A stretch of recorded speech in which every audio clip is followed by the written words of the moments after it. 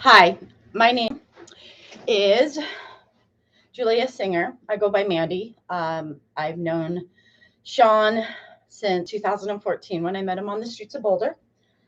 And I have decided to help him out in getting everything put together and from my objective perspective to see what exactly was going on.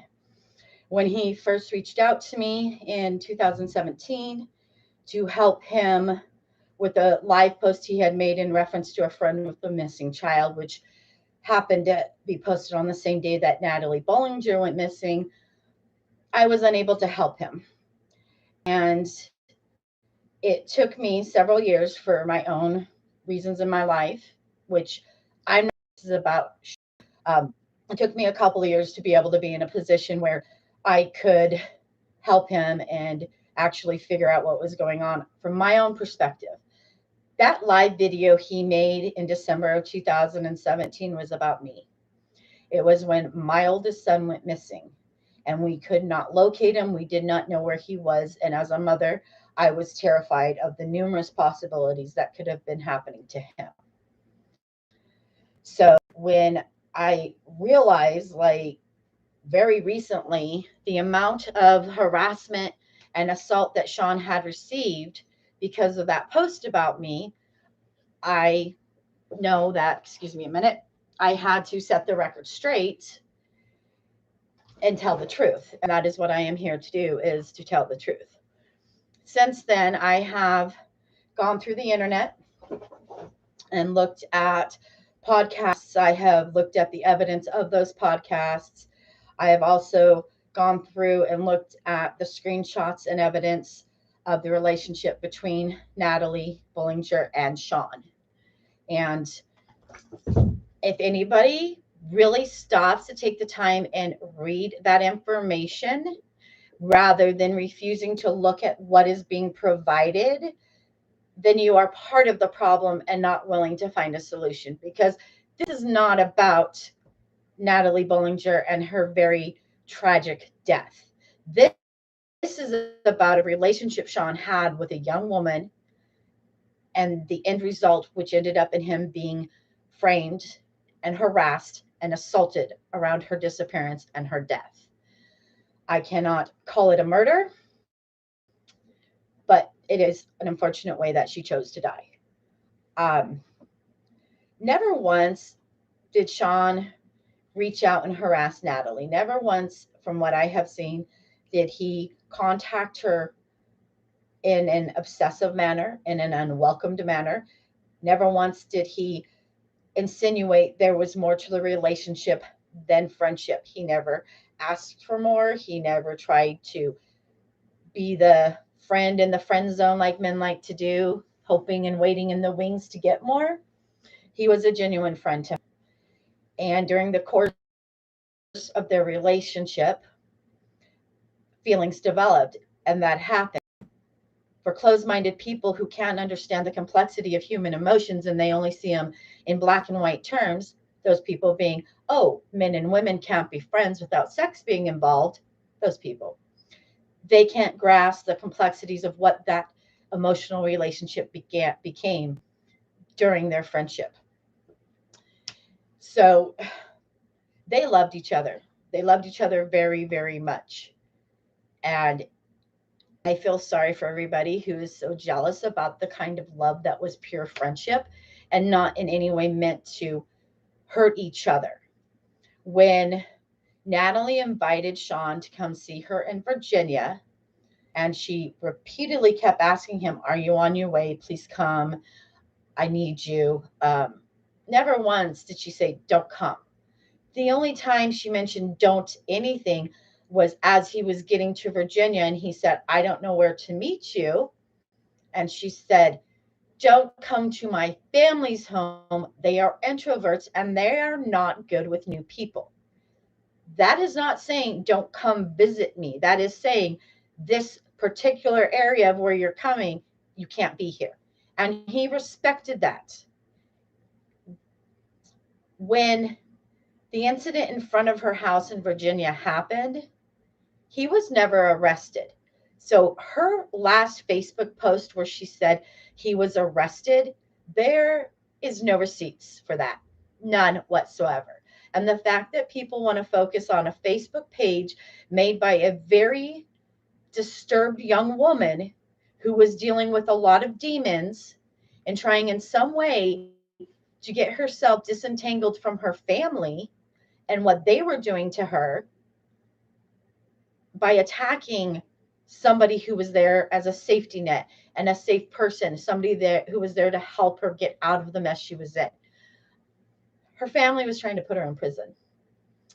And that is something she said in her messages to Sean. That does not show a young woman who is being stalked by an older man. That does not show an older man creeping on her and getting mad because he's not getting the payback he feels he should for the attention he gave her. Never once have I seen that in these messages and in the documentation I've been reviewing. Never once. When people see that, that makes me wonder about their own darkness inside of them to make something up that isn't there. That is concerning for those people. Not good.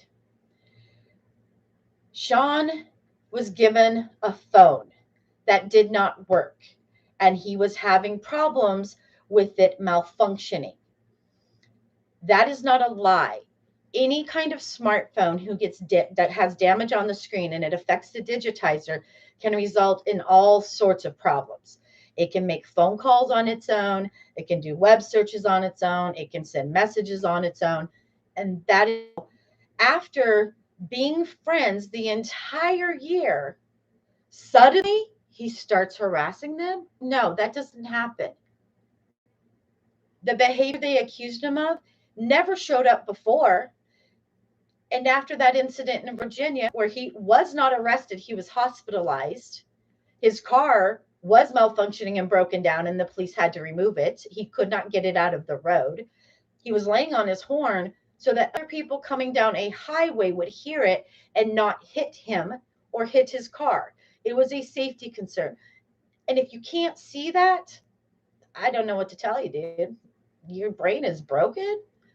I would do the exact same thing. I have been in that situation where my phone malfunctioned and it sent text messages. I had a phone calling people and leaving voicemails of my conversations in the background. It happens. And it was up to me to get the phone turned off and go to the person and talk in person about the situation. The girls' reaction being fueled by their family's input of judging Sean or filling their heads full of shameful ideas, which weren't true, is what happened. Sean was never given the opportunity to talk to the girls and explain what exactly happened in a manner where everybody was calm and able to talk. Everybody was in their emotions. I am quite sure from what I have read and what I have seen that a 19-year-old girl being manipulated by her family. What do you do? Now, I do know Sean left. He didn't contact them again. And when he did contact them, or he contacted Natalie a month after he left Virginia, he told her, I am safe. This is what's happening. I went to Boulder. These things are being said about me. I need you to set the record straight. She blocked him. What would you do if somebody was calling you names, if somebody was accusing you of things and you were being harassed, you were being assaulted, if suddenly you went home and your family members started attacking you with false information? You would want the record set straight. You would go to the person who had started it. That is what he did. That is a normal, logical thing that a person does. When Natalie went missing, that was of her own accord. Sean had nothing to do with it. But he has been harassed, he has been assaulted, and he was set up. And I have seen the comments of people still recently saying, oh, you killed her. I know you killed her. And that's not what happened. He wasn't even aware that she was in Colorado. I've seen the messages where on December 15th, she messaged him And she said, "This is Natalie. I don't want to text. I don't want to talk. I want to meet. I want us to stop fighting. I want all the crazy to go away. Can we meet?" They set up a time and place to meet. She never showed up. Who showed up was a police officer serving a protective order. This is my big what the fuck thing about it. When you take out a temporary protection order, or what they call a TRO, a temporary restraining order, and you go through whether it's domestic violence advocacy or straight to the courthouse and you fill out all that paperwork, and then you go before the judge that moment or as soon as they can get you in, the judge looks over everything, decides whether or not it's valid enough, and then they give you a temporary restraining order. And they tell you, do not contact the other party. If the other party contacts you before you get them served with the TRO, do not respond. If you do, it will negate the TRO. Let that sink in for a moment. Got a temporary restraining order. You have 2 weeks to serve it. 2 weeks. And then you have a hearing for the permanent restraining order, the PRO. In order to get it served, you can use the sheriff's department or an uninvolved third party, meaning not your parents, not your siblings, not your friends, somebody who's not attached to either person. You do not message the person, tell them you want to talk things out, set up a time and a place, lie to them to tell them you're on the way to meet them, and instead have a police officer show up to serve the order. That is not the legal way that it works, period. That is the first big sign that something wasn't right. Let that sink in. That was on December 15th that she contacted him of 2017. On December 16th, she was supposed to meet with him. If you web sleuths go and Google Natalie Bollinger and Tim Beeson's text messages, the exact same day that she is messaging Sean saying, "Please meet me," and she's trying to meet him in Boulder on Pearl Street where he's already been assaulted, and he's telling her, "No, meet me somewhere else," and she agrees to it, but she's turning around and telling Tim Beeson, "I'm afraid for my life. If I go missing at Sean, he would tie me up in a basement." Which side is true? When I had my temporary restraining order going into a permanent restraining order,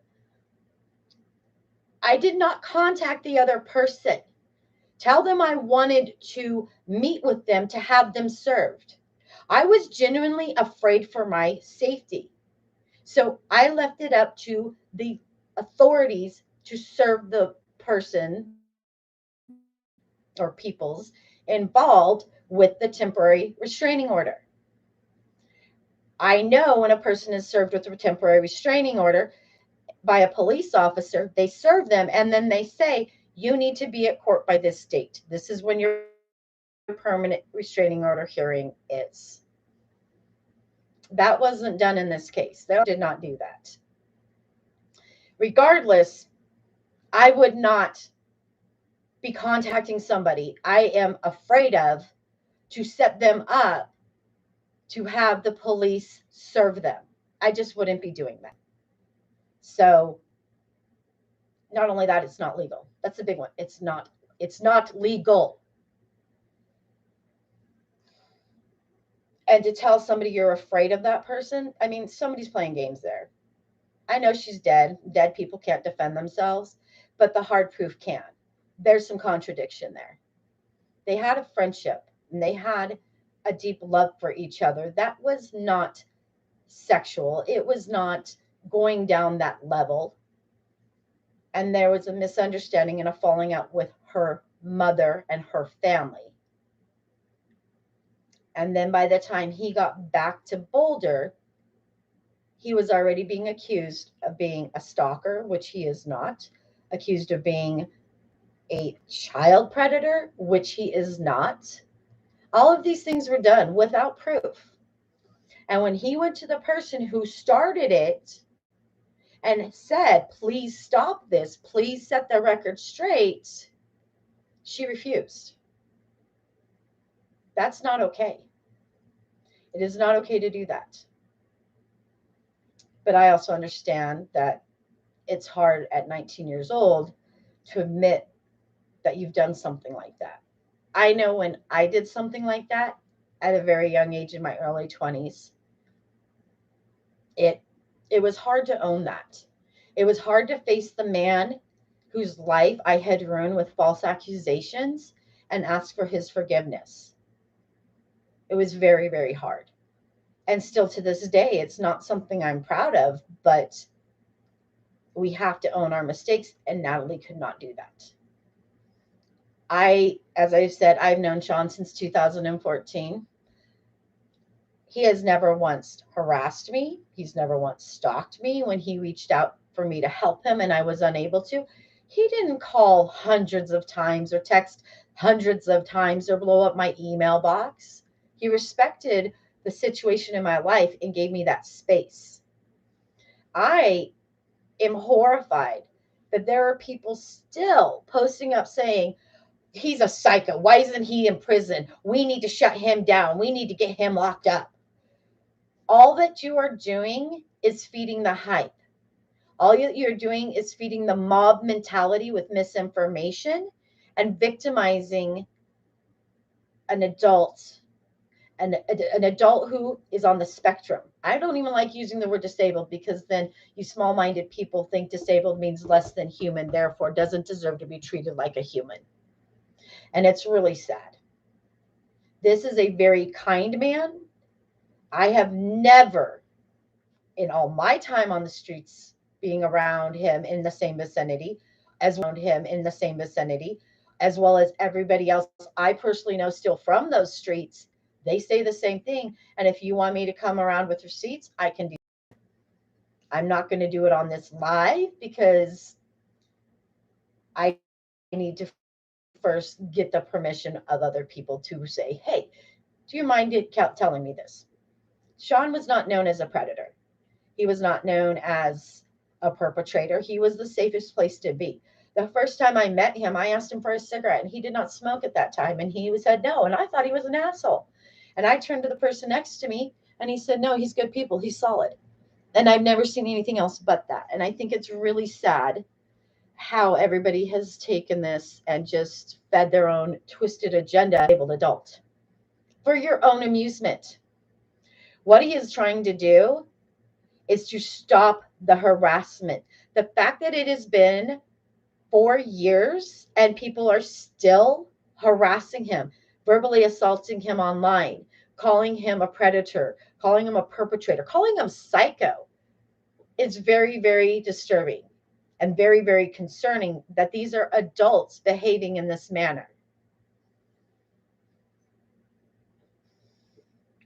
Sean has admitted everything he has done that is questionable. He's admitted when his behavior was not appropriate or may have been a little over the top. But I want one person to tell me when they have been threatened and pushed into a corner if they did not react in the same manner. If I'm put into a corner long enough and hard enough, I'm definitely going to react. And I'm going to react in a manner of yelling, trying to be heard, pushing back in nature. And to say it isn't, there's a problem. There's a problem with that person saying that.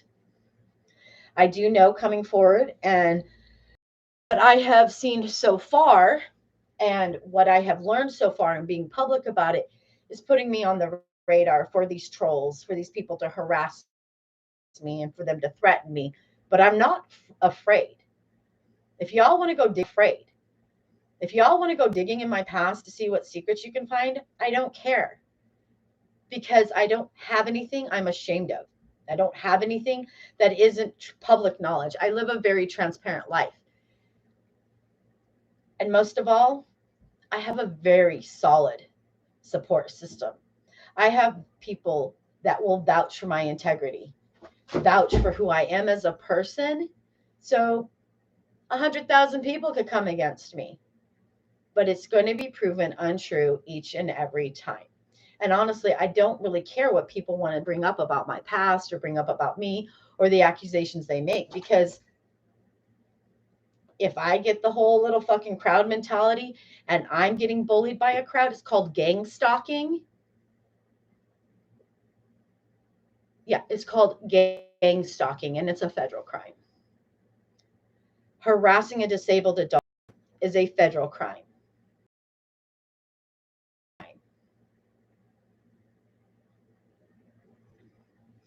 I do really wish people would stop, get rid of all their little ideas from all of these web sleuths, all of these people who are making diagnoses about him without the proof, to stop and listen. Sean is not schizophrenic. And he has proof from a medical mental health provider who is qualified to make that diagnosis that states you are not schizophrenic. He is not psychotic. He is not sociopathic at all.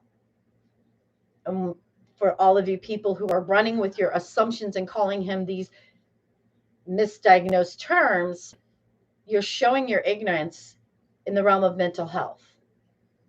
Well, he's acting this way. That must be what it is. Do your research before you start speaking. It's really, really, sorry. I kind of find it amusing when adults blurt out of their mouth things that they haven't done the research on. And what's more amusing is when I have the proof right in front of me and they just still want to continue in their stupidity. That means you're brainwashed.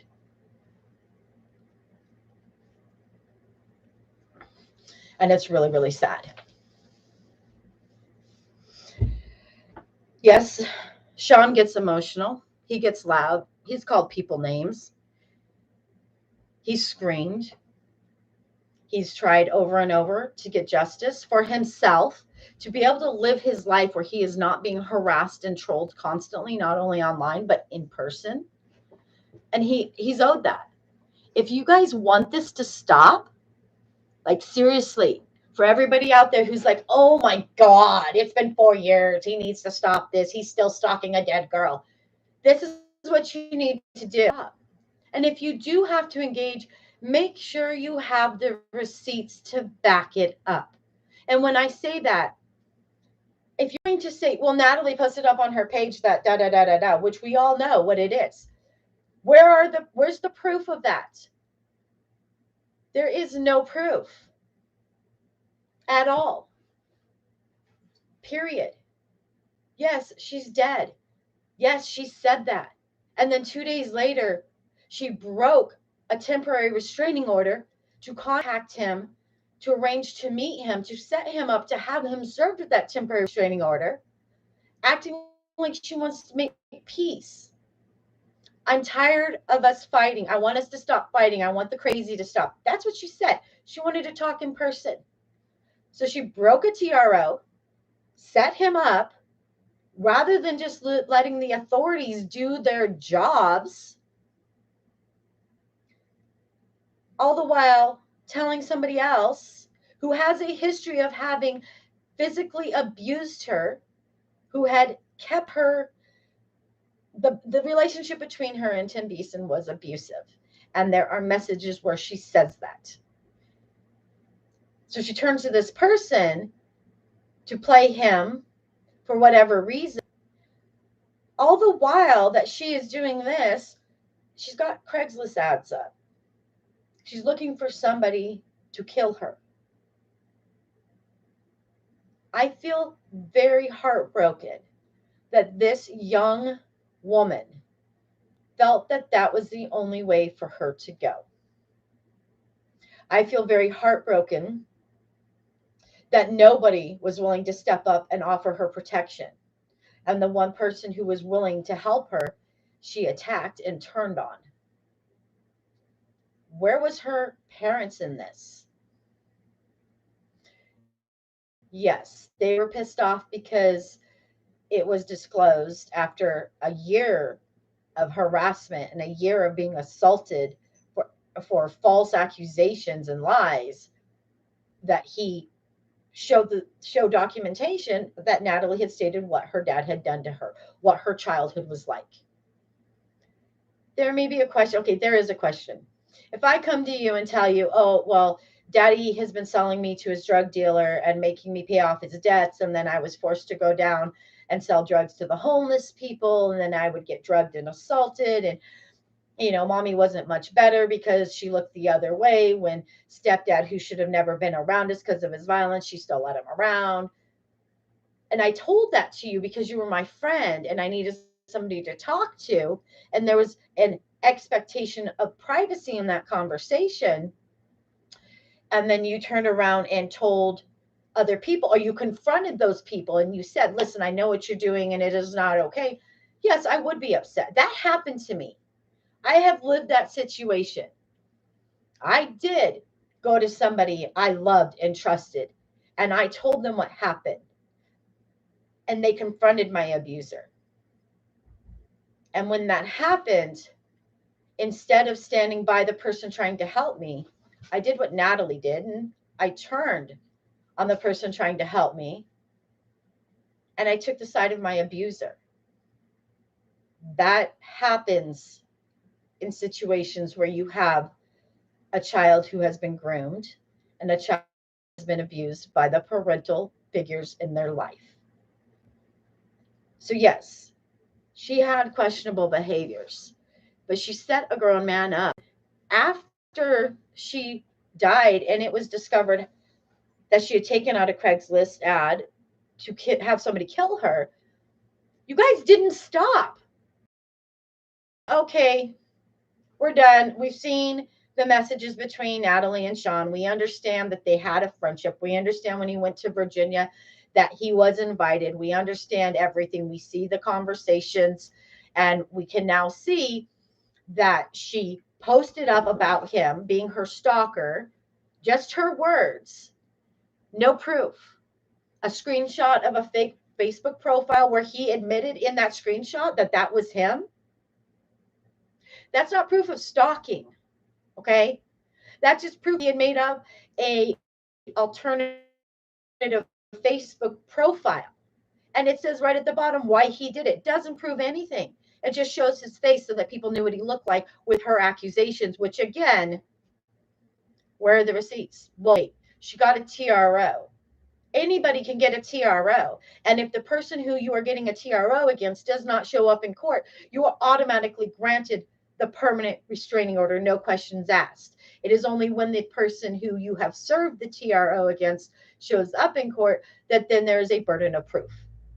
And you must provide receipts or you must provide documentation. Hey, this is what they're doing to me. And the other person's like, actually, no, this is what's happening. Sean never got that chance.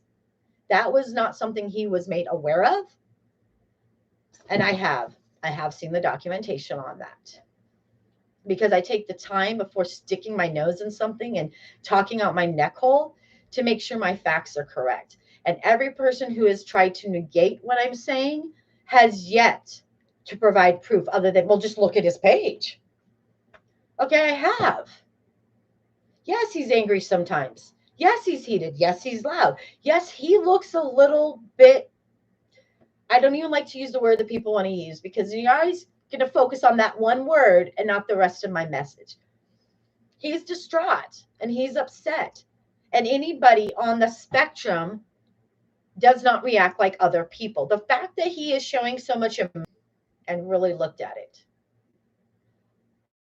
Like I said, I am heartbroken that Natalie went to this level, but it was not Sean's fault.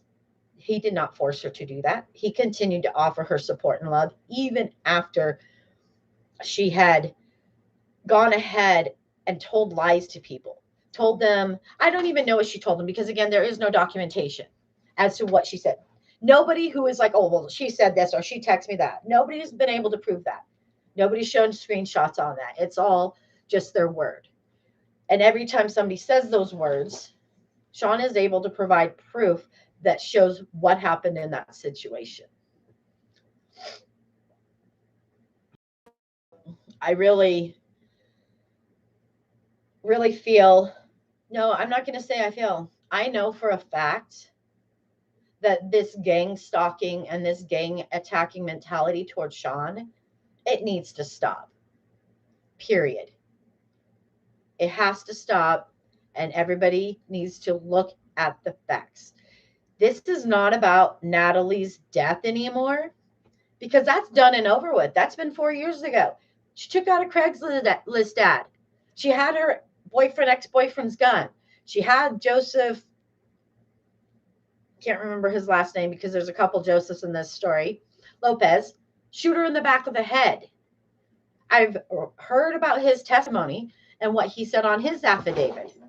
That's done and over with. So this isn't about her death. This is about how her actions led up to. You guys do not want to stop your gang mentality and either leave them the fuck alone or learn what the truth is.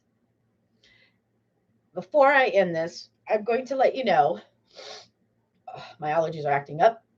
I'm going to let you know that I don't have a personal gain in this. I have no financial gain. It is the right thing to do. And if I saw for one, at any moment, if I saw documentation showing that Sean was indeed calling and texting hundreds of times and sending her emails nearly every day and making numerous fake accounts so that she would have to block him again, then by all means, I would be willing to reevaluate my stance on this, and I would speak out about it because it's about the truth.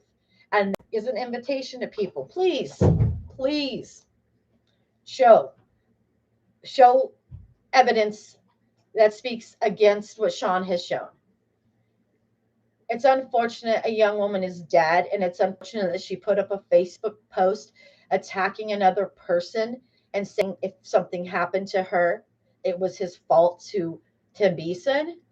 That's really sad, but it doesn't make it true. Thank you.